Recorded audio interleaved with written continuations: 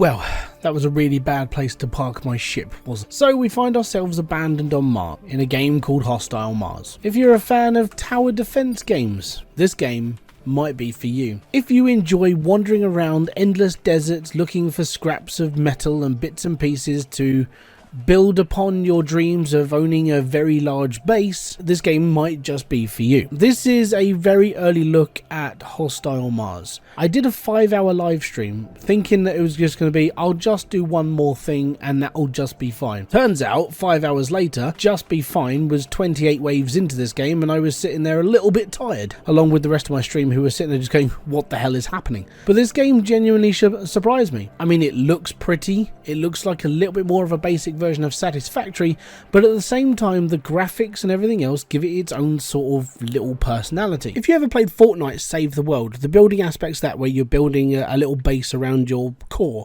you can't get destroyed, so you have to build like an actual random square that's going to stop zombies coming in. Very similar gameplay to this, where you're building your walls and just, you know, your traps and making sure that nothing can get close to your core. It looks like Black Friday and they've just opened the doors and just left the store completely bare apart from the cashiers in the middle just going, help me! And that's your home base. Your base looks like a wrecked supermarket. It's been smashed up to boot, and there are no flat screen TVs available anywhere to be seen. Well, you shouldn't be the only survivor, but I'm not sure where the rest of my ship went. So, this is home base. So home base has taken damage, even though there's no enemies. So we've got to trudge to the top of this lovely piece of scenery, just to get to the top of it and pick up some fuel cells. What I'll do is I'll go up here first, and then you'll start to see the beginning of the game. I'll explain a little bit further, and I'll show you some later on stuff as well. This is a giant fuel container, and here we go, the official start of the game. For some reason, smashing up that fuel cell is basically key for, hey, we're just going to come and screw you over, right? So I need to basically get back to my base. 2 down, wave complete. So, basic premise of the game. There are certain points in this level where the enemies will spawn. This is to be defended at any cost. Do not let the enemies get here. Okay, so this is a lot further into the game. Now, I will be completely and brutally honest. This game isn't quite perfect. You know, it's a very early build. The demo's out sort of nowish. It's in Steam Fest, which is today. I'm not sure when, but, you know, go and check Steam and see if it's on. So what I'm going to do now is I'm going to give you a little bit of PR stuff from the actual developer. You can see what he's been working on and why this game stands out above other tower defense games. Hostile Mars is an open-world tower defense game that focuses on resource management, base building with automation, and upgrades. Lots of upgrades. In Hostile Mars, the waves of enemies reach into the thousands all at once, all with real-time physics. The sheer magnitude of enemies and colliding objects has not been done before at this level in a 3D space. Many items in-game are physics-based, which allows the player to creatively manipulate enemies in interesting and unique ways, using traps and turrets that push, pull, shock, bounce, explode, stick, and more, opening up for endless ways to defend against the attacking bots and collect their scraps to use as resources. The upgrade system also allows you to create gigantic turrets that shoot hundreds of projectiles per second. Now, for the first few levels, it actually isn't too bad. But as time goes on, you start to see a few more cracks in development, and unfortunately that's just how it is. Early access game, it will have problems. That's just the joys of early access. So take all that with a grain of salt. Things will get better, it just takes time to sort stuff out. Now, as you can see, I've basically plastered the entire walkway to my base with these twisty, turny, spiky, trappy things. I've got turrets on my walls over there, and I've landed a load of turrets over there. Currently, in order to turn those turrets on, I literally have to go over there and take the battery out of each one and put them all back in. It's why I'm not going to play the game, I'm just going to show you things. Now, the same thing happens over here. For some reason, anything past that boundary, I have to go and change the battery. I still don't understand why, but, you know, these things happen. So this problem I'm actually having is that just outside of the radius of where my generators are, the batteries aren't registering, so I have to take the batteries out and put them back in. I have been told whilst I'm editing this video that problem should be fixed when the game goes live on Steam Fest. So this is how well he's working on this game. He wants this to be a good, successful game, and he's actively working on it this hard, even running up to the actual development and the actual release of the demo. And I'm doing this, editing this video, and he's doing it right now. This shows like he actually cares. Now what will happen is that the enemies will spawn up there and up there. The downside to this is, well, spawn points in the game are a little bit broken. And what I'll do is I'll show you now and you'll sort of get a gist of where we're up to. Now this is the game starting up. Now I know what some of you are thinking. Well, you've played the game. You're crapping on it because it's not fully completed. I'm going to be brutally honest. This game has a lot of potential. And from my point of view and my perspective of playing it for as long as I have, because I played it for a lot longer after my stream and then played it for a lot longer yesterday as well, genuinely the opinions that I'm facing are just like the early access opinion. My opinion for this game will probably change as the game comes out later on. It's just as an early access game and people playing the demo, the idea is not to be all hyped up and be like, oh my god, it's broken, because it's going to be broken. It's early access, it's still in development. But the guy is class. If you carry on watching this, I explain how good the developer is for this as well. So as you can see, the spawn point up there, they sort of just get stuck. And I think I might have built something somewhere that is stopping them spawning properly and getting their like directional mobility in their right brain. The other thing I did was I created a tunnel up here where the enemies couldn't come down the normal route, so they just fall off. It looks pretty, and I'm going to be completely honest, it looks alright. So yeah, most of those won't survive coming down. Some will, but you know, that's what all these traps are for. That's the joys of this game. So currently we've got about 4 versions of enemies. We've got these funny little globy ball things that keep like spinning around me. We've got the floating turrets, which are those ones over there. And then we've got whatever else is making the mess down there. You've got some of these blue bots and some other bits and pieces. So you're probably asking yourself, how does one start this game? Well, it's actually fairly simple. What you got to do is you got to push this button and then you come up with your home base screen. Yay, you've completed the tutorial basically. And then from there your tech tree is all of this stuff here. Now if I go back a second, and we've got tech for scrap, iron, aluminium, titanium, graphene and the question mark of doom. Not sure what it is, but haven't been told either. So scrap is where the demo is. You've got to basically research all of this to make your base even better than, well, anything else. Most things around here can be mined, so you can pick up mushrooms, you can hit rocks. I know, exciting stuff, right? And you can open up these awesome little boxes and pick up scrap bits and pieces laying around. Scrap. Now these boxes are literally everywhere in this game. The sheer size of this game is, for a demo, pretty big. Now, when I came onto this and I was like, hey, it's a tower defense game, you know, we'll have a little look, we'll have a look around.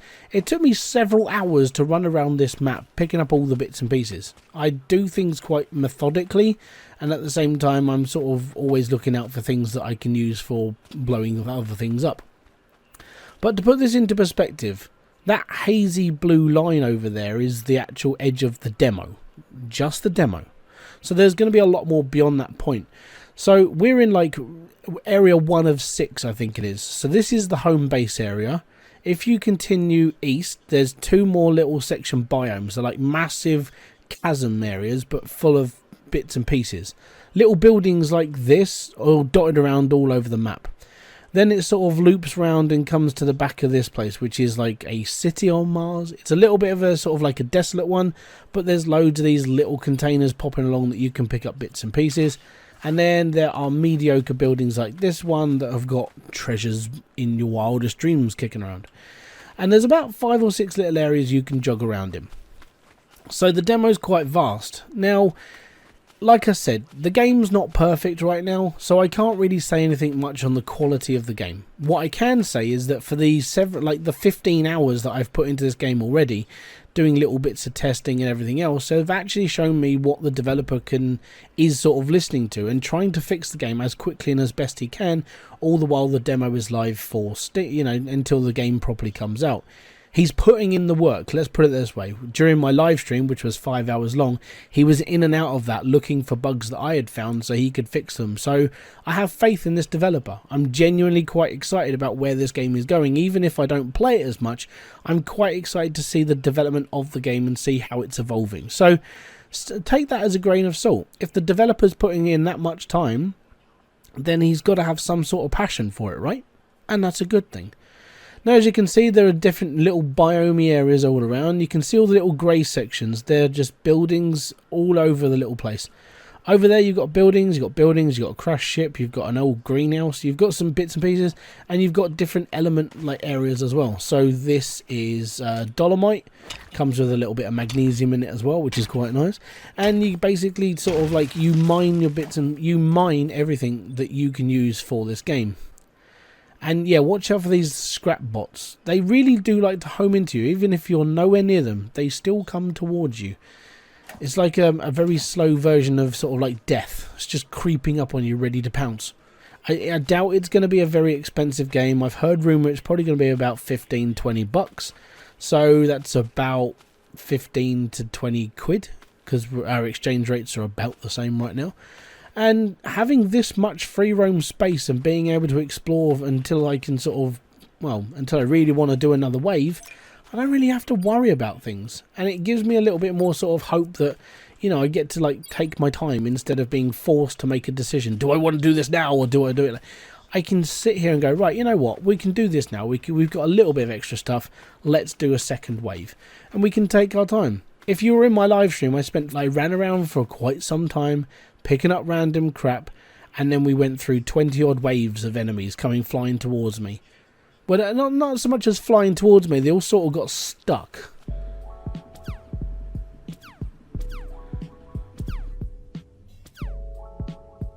Which was quite funny at the same time. Never seen it before in my life in a game like this, but it was all quite fun. So, what can I say about Hostile Mars that hasn't been said in other people's videos?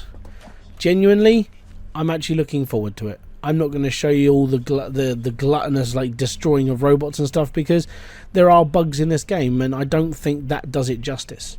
But having hands-on experience in talking about this game and actually seeing how it's being worked on, that's what makes me more excited about indie titles. When you're able to see the developer actively working on the game. Within the time that I was live streaming, one update went straight through, and I basically had to end the game, go and update the game, and then relaunch it whilst I was live. And I've never had to do that. This developer was working overtime to basically try and make things work faster. Kudos to him. So hopefully this will be a game that pops out. It does very well, and the indie game market is once again saved from the mainstream AAA bullcrap that we put up with on a daily basis. And indie games get another game that could genuinely be something that everyone can just chill out with, have fun, and smash a ton of robots flying towards you. In some scenes, it genuinely reminded me of The Matrix, when all the drones burst through the hole and it all goes like to pop. That's exactly what this game sort of reminded me of. Also, a little bit like Starship Troopers, when all the giant bugs are flying towards, like, they're all going towards the big compound, and everything's just getting over and over and over and run. It's like, oh my god! That's what this reminds me of. The waves are massive, and during this demo, you can expect up to 100 waves. It does get a bit laggy at about wave 25 upwards because of the amount of stuff that's floating around, and the game isn't quite designed to go that high. But it gives you a really good insight of how much this game can really do. Anyways, I hope this has helped you sort of like have a look into this game. I know I haven't really showed you much, but I hope maybe my thoughts and actually my personal experiences of this will actually help you decide if you were going to pick this up, or even just check out the demo. It should be live on Steam very, very soon. I mean, if it is live, go check it out. You're not going to lose anything if you're playing it for free. It's the demo, it's the prologue. Give it a go, see what you think, and leave a bit of feedback if you play it for more than a couple of hours. And if you can, join the Discord for this game, because if you've got bugs and you really feel passionate about a game like this, it's always best to jump into the Discord and actually interact with the developer of the game, because he can actually give you insights on how things are working, he can fix bugs faster. It's all about trying to help the developer achieve a finished game that everybody can be happy about, instead of just the select few that enjoy sort of spending lots and lots of money on basically everything and not really caring about the game. But when it comes to an indie title like this, you sort of get a bit more of a, I don't know, I'd say a more soppy feeling towards the fact that you're trying to help somebody achieve a dream, instead of, hey Blizzard, here's my money, now run away with it. Gaming is supposed to be fun and inclusive. It's supposed to have all these, you know, these sort of ins and outs of how people forge their friendships and everything else. And if you can share a passion for something, then it's all good. But if you're just sharing your wallet with a AAA title company and they're like, yeah, we don't care, we're just going to give you a half-ace baked piece of crap, and you're going to accept it, when you could try and help someone make their dream a reality by helping them build a game that they really feel passionate about.